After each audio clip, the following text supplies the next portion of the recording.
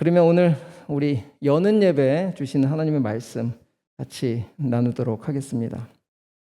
지난주에 이어서 에스더서 2장을 여러분들과 나누려고 하는데, 이 소통이라는 주제 속에서 새로운 본문을 가지고 여러분들과 말씀을 나눌까, 아니면 이 에스더서 2장에서 주시는 하나님의 음성 속에서 하나님과 소통을 할까라는 마음으로 아주 고민하다가 에스더서를 계속 연결하는 것이 좋겠다라는 마음을 주셔서 지난주 1장 이야기와 연결해서 2장으로 여러분들과 오늘 나누도록 하려고 합니다. 자, 에스더 1장에 대해서 여러분들과 지난주에 나눴지만 기억하고 있으리라 생각합니다. 당대 최고의 권력자 아하수에로 왕의 이야기를 여러분들과 나눴어요. 에스더서는 1장부터 10장까지 계속된 잔치 얘기로 시작해서 잔치의 이야기로 끝납니다. 하지만 아하수에로 왕, 가장 최고, 세상의 가장 권력자, 가장 힘과 많은 것을 가진 사람이 여는 그런 연애 잔치 속에서 어떤 일들이 벌어졌죠? 분명히 나라를 부강하게 하고 나라에 공을 세운 장군들을 불러다가 6개월간 지속되는 그런 잔치를 계속 벌였어요. 근데 잔치에는 어주가 한이 없었고 그 앉은 자리에는 금의자, 은의자, 또 마시는 잔은 다 금으로 만든, 그러니까 세상에 가장 최고의 그런 밸런스, 또 최고의 화려함, 여러 가지를 갖추어 놓고 세상의 잔치가 이어진다라는 것을 지난주에 나눴는데, 결과는 어떻게 됐습니까? 왕후, 자기가 가장 사랑하는 왕후 와스디를 폐위시키는 일로 결말이 나버리는 거예요. 그렇게 성경은 왜 그 가장 높고 가장 많고 가장 큰 나라를 소유한 왕의 잔치의 결과를 그렇게 비극으로 기록하고 있을까요? 세상이란 이야기입니다. 우리 밖에 나가 있는, 우리가 소속되어 있는 세상을 보면 화려하죠. 정말 풍부하죠. 가질 것이 너무 많죠. 하지만 그 세상 이면에 숨겨져 있는, 그 도사리고 있는 것들이 뭡니까? 서로를 향한 모함, 경쟁, 그 안에서 받는 상처, 아픔. 우리가 표현은 하지 않지만 여러분들 몸에 그 세상에서 받는 스크래치들이 얼마나 많습니까? 그래서 그것에 사용되는 약값만 2조 원이 넘어요, 미국에서. 1년에 사용되는 돈이. 이만큼 세상은 겉으로 화려하고 뭔가 그럴듯하고 우리한테 풍성함을 주는 것 같지만 실은 우리 내면에는 갈기갈기 상처와 아픔만 주는 곳이 바로 세상이다라는 것을 아하수에로 왕의 잔치를 통해 우리들에게 가르쳐 주고 있는 거죠. 세상이 그렇게 아프고 배반당하고 알면서도 우리는 왜 그렇게 마시멜로 받아먹는 것처럼 매번 그렇게 받아먹는지 모르겠어요. 그 받아먹지 않으면 꼭 세상에서 도태되는 것 같고 좀 밀리는 것 같고 그 경쟁에서 떨어지는 것 같고 합격을 안 하면 그 시간에 뭔가 해결이 안 되면 다른 사람과 비교해서 내 자신에 대한 존재감은 다 산산조각 나고, 그런 세상의 결말을 알면서도 왜 우린 그렇게 세상을 좋아하고 세상의 쾌락을 위해서 달려가고 왜 그렇게 세상을 향해서 그렇게 힘을 쓰고 있는지. 우리 이번 2박 3일 잔치가 화려하거나 풍성하거나 여러분에게 주어질 것들이 세상적인 것은 없을 수 있어요. 하지만 최선을 다해서 맛있게 식사, 간식과 시간 우리 몇 달 전부터 준비한 임원들의 게임과 공동체와 또 말씀과 찬양과, 여러분 진짜 이번 2박 3일 동안 보이지 않는 그 영원한 잔치에 감동이 되는 시간이 되었으면 좋겠어요. 세상에 그 주는 잠깐의 쾌락 말고 화려하지 않고 불편하고, 2박 3일 집 떠나면 얼마나 불편하겠습니까? 하지만 그 불편한 곳에 가서 좋은 시설도 아닌 그 센터에 가서 왜 우리가 이렇게 에너지를 쏟아야 될까요? 영원한 것이 있기 때문에 그렇습니다. 영원한 것. 그 영원한 것을 누리는 순간 세상의 가치들이 점점 사그러드는 거예요. 내 안에 영원한 가치가 없기 때문에 세상의 마시멜로를 그렇게 받아먹으려고 애쓰는 거예요. 내가 안에 비어있기 때문에 뭔가 세상의 것으로 채우려고 하고 겉으로 테두리를 세우려고 하는 거예요. 내 안에 진짜가 있다면 겉의 모습은 아무렇지도 않아요. 내 모습이 가진 것이, 내가 누리는 것이 없어도 내 안에 만왕의 왕 대신 정말 영원한 잔치이신 예수 그리스도만 있다면, 생명만 있다면 무엇이 문제겠습니까? 오늘 하나님의 잔치에, 세상의 잔치를 빗대어 파멸의 마지막을 우리들에게 조명하면서 하나님의 마음은 세상의 잔치가 아니라 내 잔치에 참여했으면 좋겠다. 내가 열어놓은 잔치, 내가 너희들을 위해 준비한 영원 전부터 영원까지 그 6개월 동안의 잔치, 비교할 수 없는 잔치죠. 우리 예수 그리스도 안에서 영원한 생명을 주는 그 잔치, 그 잔치에 기대가 있었으면 좋겠어요. 그 잔치에 우리의 마음이 좀 감동됐으면 좋겠어요. 그렇게 1장의 잔치, 세상의 가장 큰 잔치가 그렇게 비극으로 끝나서 이제는 폐위된 왕후를 뽑기 위해서 2장은 새로운 왕후를 뽑는 과정들이 기록되어 있어요. 우리 한번 2장 3절 4절 어떤 내용인지 한번 읽어보도록 하겠습니다. 시작. 전국 각 지방에 관리를 명령하여 아리따운 처녀를 다 도성 수산으로 모아 후궁으로 들여 국내를 주관하는 내시 해계의 손에 맡겨 그 몸을 정결하게 하는 물품을 주게 하시고 왕의 눈에 아름다운 처녀를 와스디 대신 왕으로 삼으소서 하니 왕이 그 말을 좋게 여겨 그대로 행하니라. 어명이 떨어졌어요. 신하들이 이제 왕후 와스디가 폐위됐으니까 자기 라인들, 자기의 출세를 위해서 자기 지방에 가장 아름다운 사람을 선별해서 왕에게 선택대만 되면 출세의 길은 보장된 거예요. 그런 신하들의 간청에 이 왕이 좋다는 거예요. 자, 1장에 페르시아 왕이 다스리는 그 거대한 나라가 인도부터 에디오피아까지 127개의 지방을 다스린다고 했으니까 몇 명의 후보자들이 올라왔을까요? 127명의 후보자들이 올라왔겠죠. 가장 지방마다 아름다운 그런 여인들이 지금 왕 후궁에 모였다는 거죠. 자, 그렇다면 여러분, 그 127명의 미인들이 선발되어 수상궁에 모인 그 중에 한 사람을 오늘 성경은 또 조명하고 있는 거예요. 2장에서는 그 기라성 같은 각 지역의 가장 최고의 미녀, 가장 권력 있는 집안의 미녀, 가장 능력 있는 여자들이 모인 그 127명 중에 한 명의 여자가 소개되는데 바로 7절에 소개되고 있습니다. 누군가 한번 다 같이 읽어봅시다. 시작. 그의 삼촌의 딸 하다사 곧 에스더는 부모가 없었으나 용모가 곱고 아리따운 처녀라. 그의 부모가 죽은 후에 모르드게가 자기 딸같이 양육하더라. 지금 여기 에스더라고 하는 헬라어식 이름이에요. 그리고 에스더의 히브리식 이름은 뭐라고 되어 있어요? 하다사. 하다사의 뜻은 이런 뜻입니다. 음매와. 그리고 페르시아어로는 에스테르. 하나의 이름이지만 여러의 나라의 이름으로 이렇게 바뀔 수 있는데 에스더의 진짜 히브리 이름은 뭐라고요? 하다사, 음매화라고 하는 나무처럼 아름다운 여인이다라는 뜻의 이름을 가진 한 여인이 소개되는데 다시 7절을 올려주시면 이 여인에 대해서 몇 가지를 지금 소개하고 있는데 첫 번째 뭐예요? 부모가 포로로 잡혀와 있다는 거예요. 그리고 그 포로로 잡혀온 상황에 자기가 태어난 거예요. 태어나자마자부터 이 여인은 어떤 여인이 됐어요? 포로인이 된 거예요. 주권을 잃어버리고 자기의 나라도 없는 그런 포로인의 2세로 태어난 바로 여자를 소개하고 있고, 두 번째는 부모가 거기곳에서 다 돌아가신 거예요. 그러니까 부모 손에 자라지도 못하고 그 부모의 삼촌, 동생의 지금 오늘 소개하고 있는 모르드게 손에서 자라게 되었다라고 하는 것을 오늘 설명하고 있는 거죠.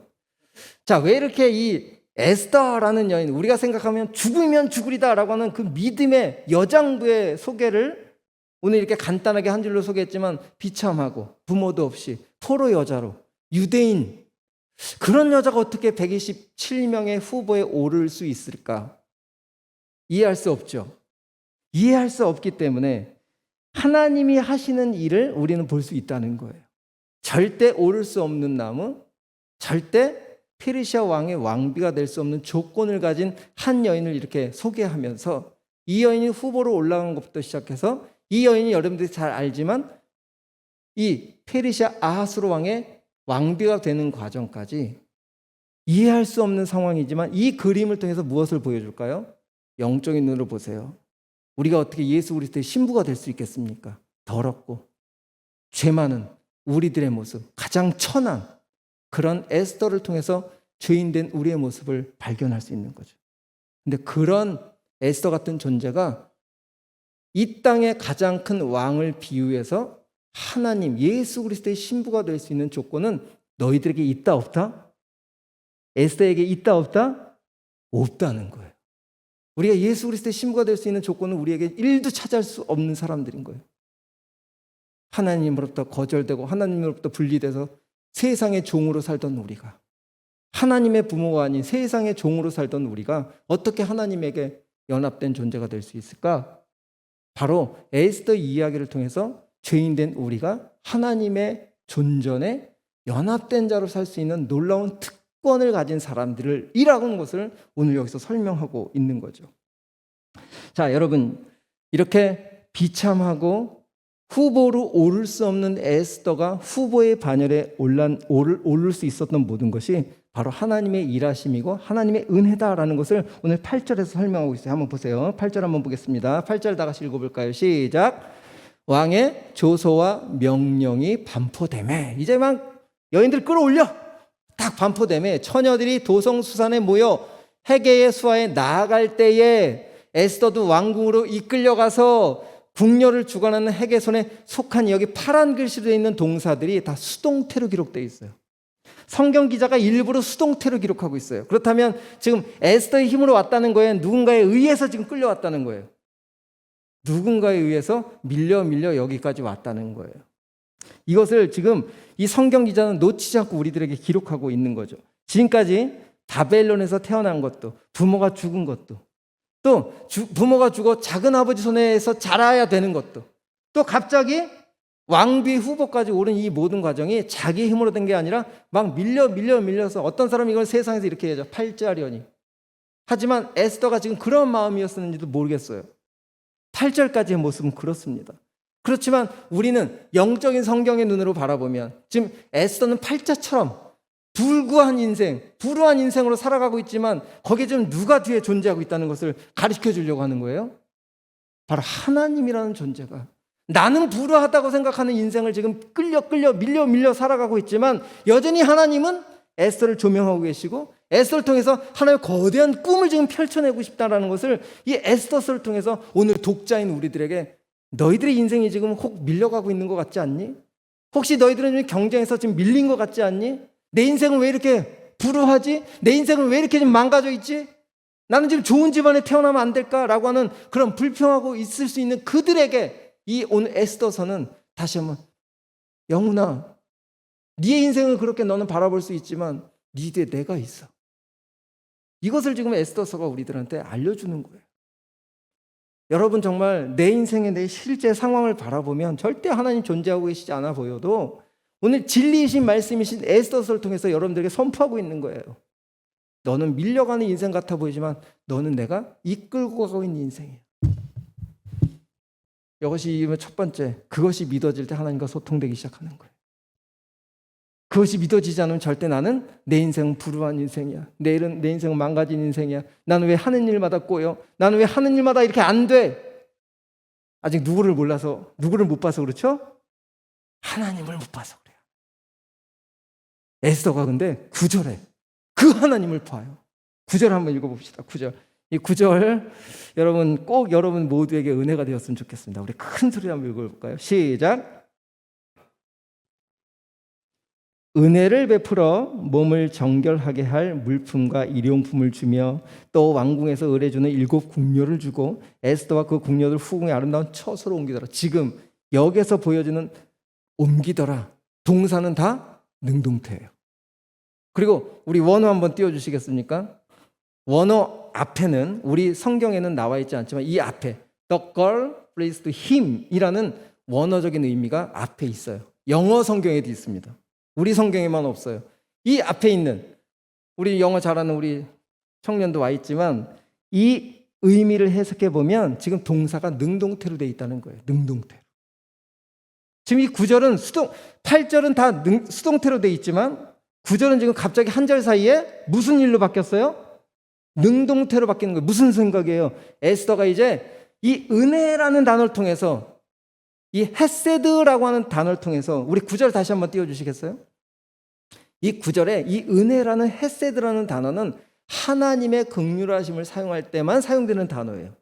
그러니까 지금 에스더가 지금까지는 8자려니 내 인생은 왜 이렇게 기구하지? 막 끌려가고 밀려가고 그냥 그렇게 살던 에스더가 헤게의 모습을 통해서 지금 우리가 9절을 보니까 헤게가 이 처녀를 좋게 본 것도 절대 좋게 볼 수 없거든요. 왜? 이 내시는 12지방의 장관들 속에서 누구를 하나 특별하게 존재를 봐줄 수 있는 사람이 아니에요. 그런 존재임에도 불구하고 에스더라는 가장 촌스러운 여자, 페르시아라고 하는 수많은 여인들 속에 가장 연약하고 불쌍하게 보이는 그 여자를 불쌍해서 이렇게 은혜를 베풀었다는 게 아니라 이 은혜라는 헤세드 단어를 사용함으로 하나님의 힘을 입어 이 에스더를 베풀게 은혜, 사랑의 자리로 베풀었다라는 것을 사용할 수 있는 거예요. 그러니까 이 앞에 아까 우리 원어를 보면 The girl praised him, 에스더가 헤게를 기쁘게 했다 이런 뜻이에요. 이게 무슨 태라고요? 능동태라는 거예요.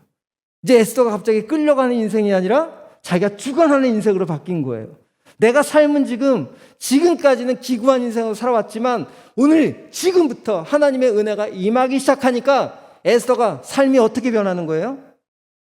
밀려가는 인생이 아니라 이제는 자기가 주관하고 자기가 선택하고 가는 그런 인생으로 바뀌었다는 것을 오늘 이 성경은 8절과 9절의 능동태를 비교해 기록하면서 성경 기자는 오늘 우리들에게 너희들 정말 하나님의 은혜를 경험했느냐는 거예요. 하나님을 정말 믿고 있느냐는 거예요. 그러면 여러분의 삶은 어떤 삶이 되어야 될까? 지금 밀려가는 인생이 아니라 내 인생은 지금 전혀 변하지 않고 여전히 부모가 없고 삼촌 손에서 자라야 되는 에스더가 180도 바뀐 그 인생처럼 제자들이 예수님의 십자가 앞에서 다 도망갔지만 성령을 받아들임으로 예수님의 제자들이 온전히 되었던 것처럼 그렇게 인생이 180도로 변할 수 있는 근거는 뭐라고요? 내 인생의 주관자가 내가 아니라 하나님이심을 믿는 순간 그렇게 인생이 바뀔 수 있다. 이게 오늘 이 에스더 2장이 주는 첫 번째 메시지인 거예요. 여러분 인생은 여러분 것이 아닙니다. 여러분에게 하나님이 위임이 하신 거예요. 위임이란 단어 아시죠? 부탁한 거예요. 여러분의 인생을 하나님이 부탁하신 거예요. 왜? 이 땅에 여러분들 자녀 삼아 누군가에게 하나님의 능동적인 사람으로 변해서 그 사람도 하나님 앞에 능동적인 사람으로 세워가기 위해서 우리를 뭐 했다고요? 위탁하셨다. 우리 따라해 봅시다. 내 인생은 하나님께서 위탁하셨다. 시작. 믿어지시길 바랍니다. 믿어지기를 바라요. 하나님이 내 인생 정말 위탁했구나. 그런 인생이 될 때 내 삶을 보는 것이 아니라 하나님이 이끄심을 바라볼 수 있는 인생이 될 수 있다. 자, 그렇게 하나님의 마음에 오늘도 내가 걸어간다라고 하는 마음으로 딱 품고 이제 주동적으로 하나님의 인도하심을 바라보고 끌려가는 인생이 아니라 주동적인 인생을 사는 바로 이 에스더가 어떤 일이 벌어지느냐 한번 보시죠. 12절 한번 읽어보겠습니다. 이렇게 에스더를 포함한 120명의 후보들은 왕후가 되기 위해서 수업을 갖게 되는데 1년 동안 수업을 갖게 돼요. 12절 같이 읽겠습니다. 자, 시작. 처녀마다 차례대로 아수에로 왕에게 나아가기 전에 여자에 대하여 정한 규례대로 12달 동안을 행하되, 잘 들어보세요. 근데 6달 동안은 모략 기름을 쓰고, 그 다음에 6달은 향품과 여자에게 쓰는 다른 물품을 써서 1년 동안 몸을 정결하게 만들어가는 과정이 필요하다는 거. 이게 무슨 소리일까요? 이게 아주 중요한 의미예요. 이 12절이 2장에서 가장 중요한 의미인 거예요. 자, 페르시아의 왕후의 위엄과 품위를 지키기 위해서 정한 규례들이 있어요. 그렇죠? 황궁의 질서라든가 걸음걸이라든가 식사 예절이라든가 황궁에서 지켜야 될 그런 예절, 예의 범절도 있겠지만 지금 뒤에 12달 동안 이 처녀가 왕을 만나기 위해서 준비해야 될 것이 두 가지인데 6달 동안은 먼저 뭘 쓰라고 그랬어요? 모략. 잘 기억하세요. 모략은 뭘까요? 성경에서. 성경에 모략이라는 단어가 자주 나오거든요. 모략은 구약에서는 관유라고 하는 이름으로 사용되고 있어요. 관유는 성서 기물에 뿌리는 액체예요. 그리고 제사장이 하나님 앞에 제단을 가지고 제사를 드릴 때 옷, 에봇에다가 그 관유를 뿌려요. 자기 몸에다도 뿌리고. 이게 무슨 뜻일까요?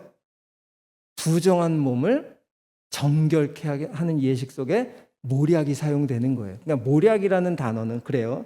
신약에서는 예수님 때는 예수님이 태어날 때 동방박사가 와서 첫 번째 선물한 거 모략이 포함되어 있어요. 그렇죠? 그리고 막달라 마리아가 예수님에게 향유를 깨고 부은 그것이 바로 모략입니다.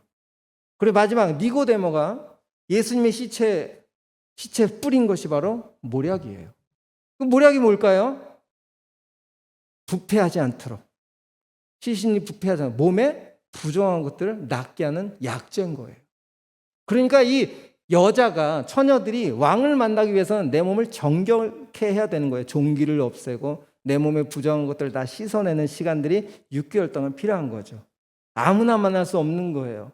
여러분, 여기서 우리가 기억해야 될 것이 뭘까요? 예배가 뭘까? 우리가 하나님 앞에 나가는 길이 뭘까? 모략을 사용하는 만큼 내 부정한 것들을 씻어내고 내 삶의 자리에서 나의 거룩을 위한 자리로 나아갈 때 우리가 해야 될 일이 뭐가 있을까? 이것도 생각해 볼 수 있겠죠? 이 모략이라는 것을 6개월 동안 사용하면서 몸의 부정한 것들을 다 제거하고 종기들을 없애고 깨끗한 희백의 상태로 왕을 만날 수 있도록 몸을 6개월 동안 만들고, 그 다음에 6개월 동안 뭐 하라는 거예요? 여자가 쓰는 향품을 쓰라. 이거는 무슨 뜻일까요?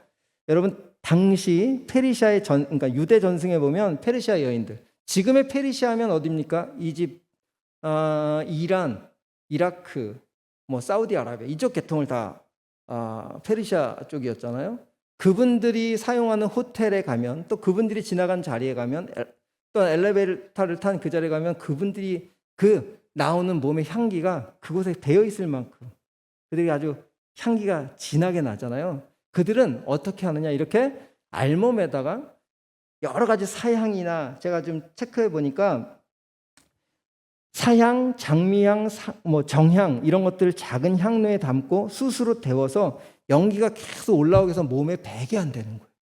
그러니까 몸에서 그 사람만 지나가면 그런 향기가 나오는 거예요. 누가 지나가는지 다 아는 거예요. 그러니까 6개월 동안은 몸을 정결케 하고 깨끗하게 해서 나머지 6개월 동안은 자기가 꼭 필요한 향기를 배일 수 있도록 하는 과정들이 1년 동안 지나가는 거예요. 그렇게 마지막으로 그렇게 다 몸이 만들어지고 난 다음에 13절 한번 읽어봅시다. 13절 시작. 처녀가 왕에게 나아갈 때는 그가 구하는 것을 다 주어. 이게 중요해요. 다 주어. 이제 몸이 다 완성됐다. 이제 만날 몸이 됐어. 그러면 이제 겉으로 치장할 것들을 아하수로 왕의 VIP 카드가 주어진 거예요. 127명의 너희들 이제 카드 줄 테니까 어느 백화점을 가든 머리를 하든 드레스를 입든 액세서리를 하든 뭘 하든 네가 꾸밀 수 있는 건 뭐든지 꾸며서 누구한테 선택받으라는 거죠? 왕에게 선택받으면 끝나는 거예요. 저는 이 모습을 보면서 이 13절 여러분 꼭 기억하셔야 돼요. 여전히 아하수에로 왕은 마지막 잔치에 자기 와스디라고 하는 그 황후가 정말 미모가 출중하기 때문에 그 미모를 보여주려고 그를 불러냈다가 거절당해서 이게 폐위가 된 거잖아요. 외모 때문에 선택한 여자인데 또 외모, 또 외적인 것으로 추구하고 모든 여자들이 지금 그 VIP 카드를 가지고 끝까지 외모로 취해서 그 아하수로 왕의 선택을 받기 위한 그런 일들을 지금도 하고 있다. 이게 언제서부터 이런 일이 벌어졌다는 거예요? 그럼 이 시대에 제가 23절을 읽으면서 여전히 세상은 보이는 것으로 나의 가치를 평가받고 있구나. 화나시죠? 내가 좀 기준도 좀 컸으면, 조금 더 뭔가 했으면, 내가 조금 더 이랬으면, 이런 마음이 올라오는 이유가 뭔가요? 세상의 가치 기준 때문에 그래요. 우리가 잘못해서 한 게 아니라 세상에서 그렇게 조건을 계속 달고 있으니까. 여러분들은 그 세상의 조건 속에서 여러분들이 지금까지 살아왔기 때문에 그냥 몸이 그렇게 익숙해져 버린 거예요. 뭘 하려고 그러면 꾸며야 되고, 뭘 하려고 그러면 어떻게 해야 되고. 왜? 그렇게 해야 평가를 받으니까. 그렇게 해야 좋게 평가를 받으니까. 정말 실력으로 평가받는 세상에 왔으면 좋겠다. 가진 것, 보여지는 것. 여전히 세상은 끝까지 보여지는 것으로 성적 순위를 매기고 있는 이 아하수에로 왕의 이 순위 방법을 지금 13절에서 다시 한번 얘기하는 거예요. 이 여인들은 지금 그 카드를 들고 그 순위에 1등 되기 위해서 얼마나 치장을 해야 됐을까. 근데요, 이 에스더가 15절에 우리에게 도전을 주는 거예요. 15절 우리 다 같이 읽겠습니다. 이제 결론적으로 가요. 15절 시작. 모르드게의 삼촌 아비하일의 아들 딸 곧 모르드게가 자기의 딸같이 양육하는 에스더가 이제 차례가 됐죠. 차례대로 왕에게 나갈 때가 되었어요. 그런데 궁녀를 주관하는 내시 헤게가 정한 것 외에는 그 어떤 것도 구하지 않았다. 야, 126명의 후보자들은 그 카드를 가지고 몇 천만 원씩 긁어서라도 왕에게 부름받기 위해서 사용했을 텐데 에스더는 지금 어떤 일만 딱 선택했다는 거예요? 그냥 내시가 선택한 이 옷 입고 가. 네, 그 옷 입고 그냥 나갔다는 거예요. 저는 이 에스더의 선택에 너무 멋있고 감사했어요. 에스더만큼은 세상적 가치 기준에 따라 행동하지 않았다.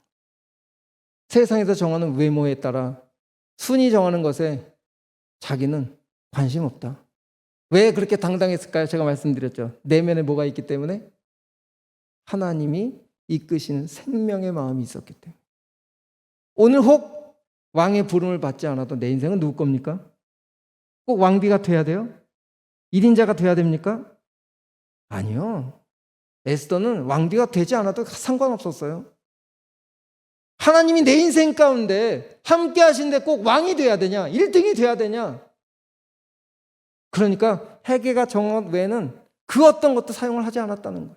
너무 멋있죠?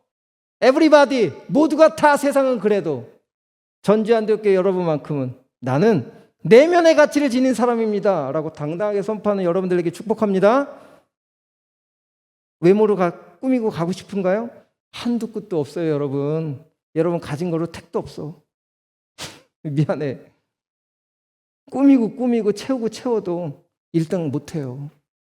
이미 순위가 다 정해져 있어. 세상은. 거기에 수많은 사람들의 정말 주연으로 사는 것이 아니라 조연으로 사는 인생인 거지. 근데 그곳에서 주연되고 싶어가지고 난리를 치는 것뿐이에요. 여러분. 정말 에스더의 이 모습, 세상 사람들은 모두가 1등을 열광하지만 에스더는 1등 필요 없어. 하나님이 함께 하시면 되지. 나는 하나님의 사람이야. 하나님이 내 인생을 주관하고 있어. 오늘 왕비가 안 돼도 나는 다시 내 자리로 돌아간다면 그 자리에서 하나님 주신 인생을 살 거야. 이런 여러분들이 되길 축복합니다. 자, 보세요. 16절에서 18절 결론입니다. 아하수에로 왕의 제7년 10월 곧 테베롤에 에스더가 왕궁에 인도되어 들어가서 왕 앞에 나가니 왕이 모든 여자보다 에스더를 여기 사랑이라는 단어가 헤세드입니다. 하나님의 긍휼하심을 입어 이 에스더 아무것도 꾸미지 않고 있는 그대로 나간 에스더를 선택하게 됐다는 거예요. 이거 소설 같으세요? 성경입니다. 진리입니다. 그래서요, 이 에스더서를 사람들이 이 포로 수용소에서, 독일 포로 수용소에서 읽지를 못하게 했어요. 너무 강력한 말씀이라고.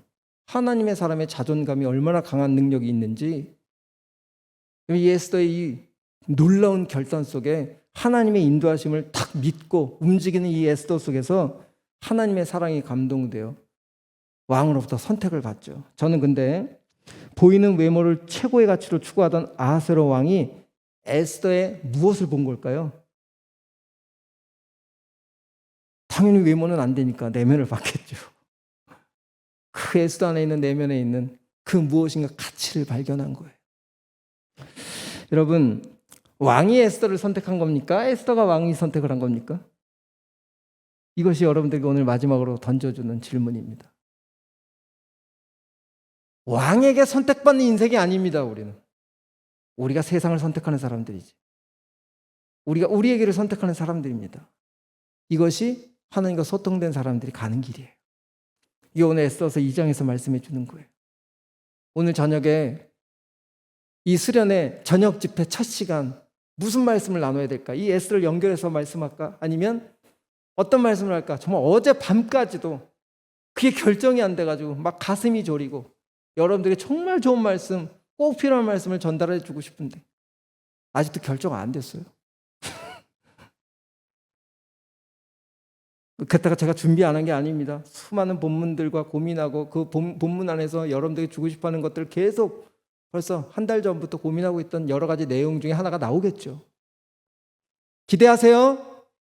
오늘 못 가는 사람은 안타깝지만 우리 고린도후서 2장 우리 찬양팀 우리 예언자매 나오고 2장 15절 16절 우리는 이런 향기를 가진 사람 우리 이 말씀 읽고 찬양하겠습니다. 우리 다 같이 읽읍시다. 시작.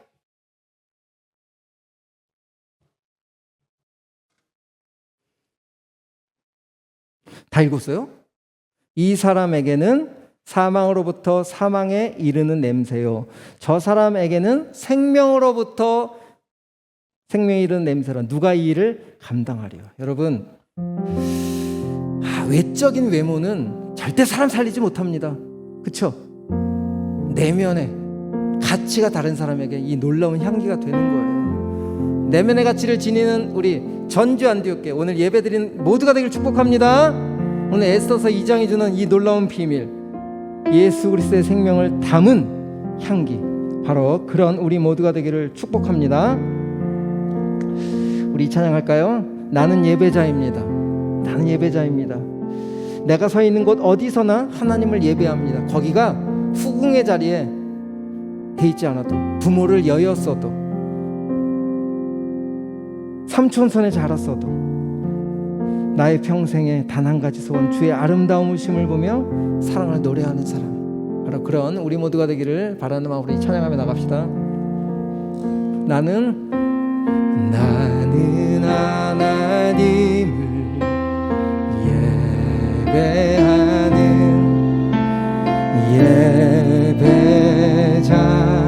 예배자입니다. 내가 서 있는 곳 어디서나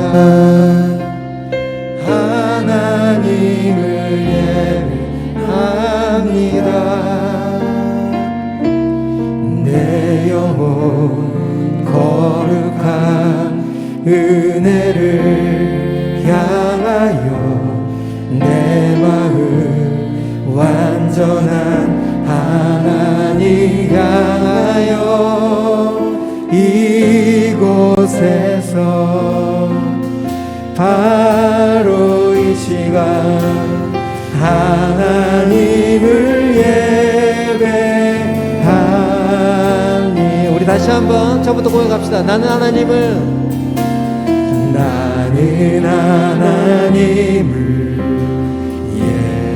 예배하는 예배자입니다. 내가 서 있는 곳 어디서나 하나님을 예배합니다. 내 영혼 거룩한 은혜를 향하여 내 마음 완전한 하나님 향하여 이곳에서 바로 이 시간 하나님을 예배. 내 영혼 거룩한 은혜를 향하여 나갑니다. 내 영혼 거룩한 은혜를 향하여 내 마음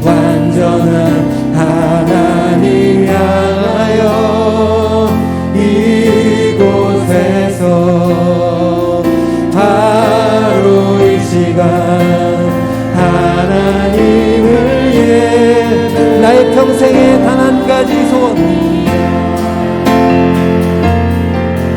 나의 평생에